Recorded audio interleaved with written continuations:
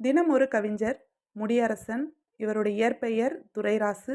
ஊர் பெரியகுளம். இவர் இயற்றிய முதல் கவிதை ஜாதி என்பது நமக்கு ஏனோ 1941ஆம் ஆண்டு வெளிவந்தது.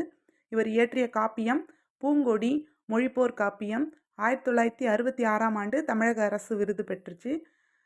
வீரகாவியம் ஊன்றுகோல் பண்டிதமணி கதிரேச செட்டியாரை பற்றி இயற்றிய நூல் அது. தன் வரலாற்று நூல் பாட்டுப்பறவையின் வாழ்க்கை பயணம். இவர் இயற்றிய கவிதைகள் நெஞ்சு பொறுக்கவில்லையே, காவியப்பாவை, மனிதனை தேடுகின்றேன், ஞாயிறும் திங்களும், வள்ளுவர் கோட்டம், புதியதொரு விதி செய்வோம். இவர் வாங்கிய விருது 1998ஆம் ஆண்டு கலைமாமணி விருது. 2000ஆம் ஆண்டு இவருடைய நூல்கள் நாட்டுடைமையாக்கப்பட்டது.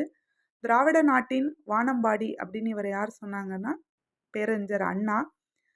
என் மூத்த வழித்தோன்றல் எனக்கு